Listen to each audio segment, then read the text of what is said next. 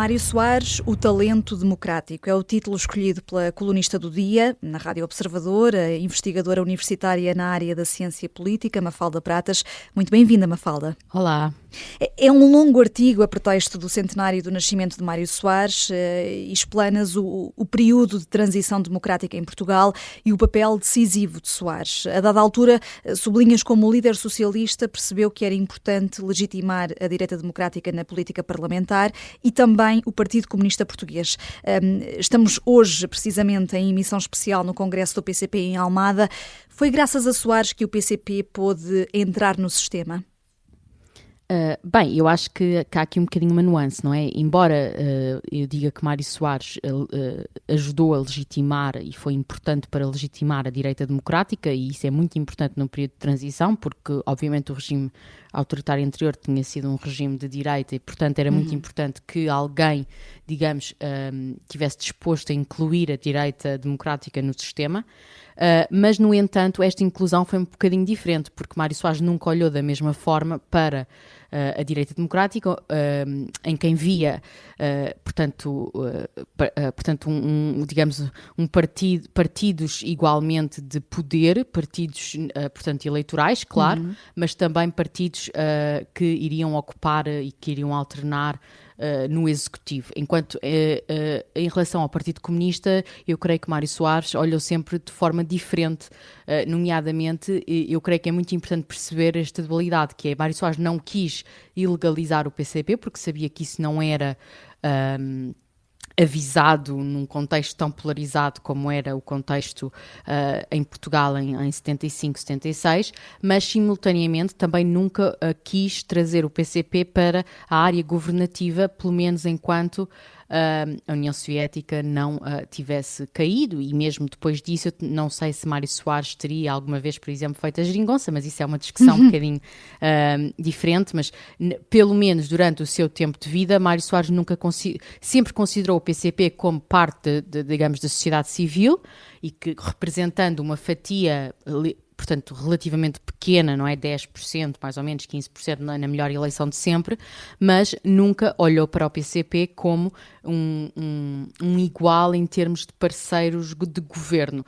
E eu creio que é muito importante também sublinhar que Mário Soares, apesar de ter, obviamente, colaborado com o PCP durante o período democrático, portanto, durante o regime autoritário, e foi até militante do PCP, eu creio que Mário Soares, uma vez derrubado o regime autoritário, soube, digamos, distinguir o tipo de luta. Agora a luta já não era derrubar um regime para o qual o PCP, digamos, foi útil, mas sim construir um novo, e nesse novo regime o PCP não tinha o mesmo modelo de sociedade e, portanto, eu creio que Mário Soares foi tolerante na medida em que deixou o PCP existir, digamos assim, e participar politicamente, eleitoralmente, mas não quis nunca fazer do PCP o seu parceiro de governo.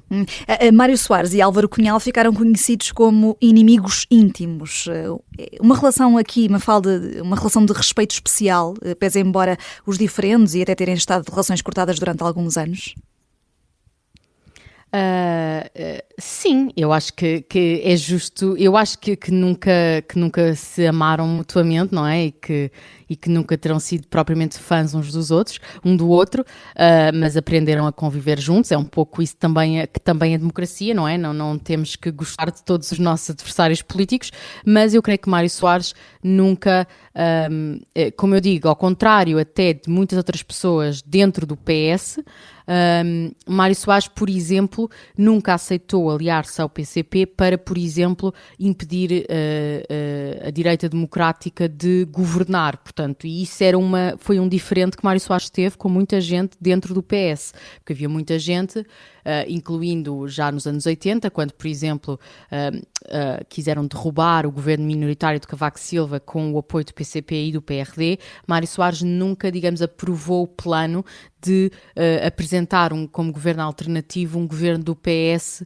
com apoiado pela esquerda, incluindo o PCP, ou de levar o PCP para o governo. E isso é uma distinção grande entre Soares e António Costa. Nesta altura, Mafalda, o PCP está numa fase descendente, precisamente pós-geringonça.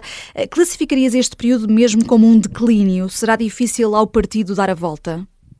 Sim, eu acho que neste momento é muito difícil ao partido dar a volta. Eu não sei se foi exatamente a geringonça, há um bocadinho essa tese, não é? Que corre que a geringonça prejudicou o PCP, mas na verdade, olhando para os dados desde os anos 80 até hoje, a queda foi relativamente constante, ou seja, de eleição para eleição. Houve ali um momento que foi o momento em que Jerónimo de Sousa se torna secretário-geral do PCP no início dos anos 2000, que o PCP, digamos, trava um bocadinho essa queda e sobe até um bocadinho, mas a tendência, digamos, destas décadas foi uma tendência descendente e está neste momento, portanto, a continuação dessa tendência é o que nós estamos a observar e eu não creio que possam fazer grande coisa a não ser que se queiram adaptar, que não parece manifestamente o caso em termos de organização, de estratégias políticas, de alianças políticas, não querem, digamos, adaptar-se ao mundo de hoje e, portanto, é muito difícil que um partido que tenha sido criado há um século e que já que esteja no mesmo formato, digamos, há 50 anos, que consiga continuar a representar de forma fiel um eleitorado que já está, digamos, a minguar na sociedade portuguesa. A própria sociedade portuguesa mudou muito desde 1974 e, portanto, é normal que o PCP, não se tendo adaptado propriamente assim tanto, venha a perder cada vez mais votos. Uma potencial, digamos assim, solução para o PCP, que já foi...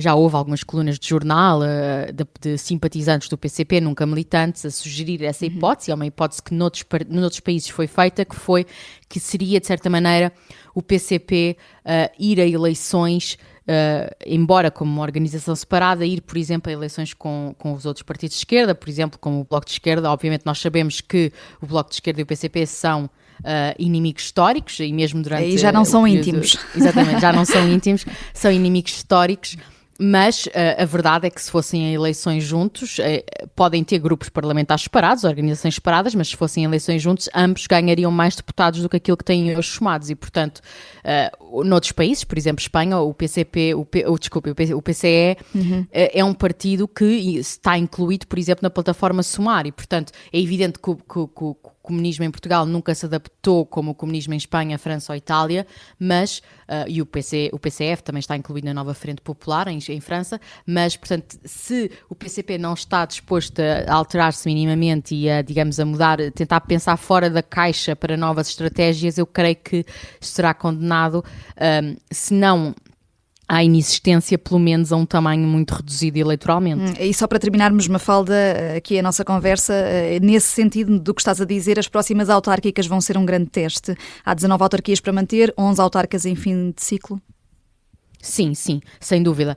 O PCP, uma das grandes forças durante os últimos 50 anos de democracia, foi, de facto, a implantação autárquica que permitiu, digamos, um acesso a recursos do Estado e a própria implantação local muito superior ao que seria se não tivessem essa implantação autárquica e muitas vezes, sem dúvida que já temos visto isso nas eleições autárquicas anteriores, que muitas câmaras historicamente comunistas, como a Almada, mas muitas outras, têm vindo progressivamente, por várias razões, nomeadamente por uma renovação geracional da população, mas pelo próprio estado um bocadinho obsoleto do Partido Comunista, têm vindo a perder câmaras historicamente comunistas e muitas vezes quando há esses autarcas em fim de ciclo é muitas vezes o momento em que essa renovação acontece, porque enquanto o autarca está lá e é um autarca conhecido, há muita gente que vota no presidente da Câmara atual porque já conhece a figura, porque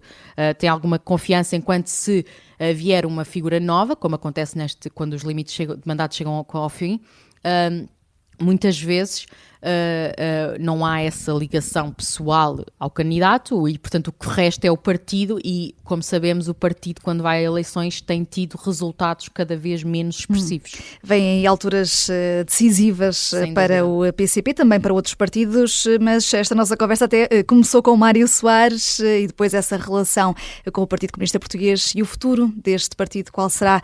A ver, vamos. Mafalda Pratas, muito obrigada por ter sido a nossa colunista do dia. Muito obrigada.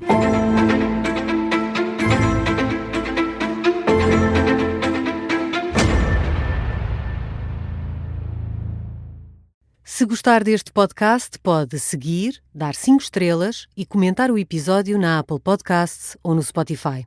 Pode também subscrever e gostar no YouTube. Assim recebe uma notificação sempre que houver um novo episódio.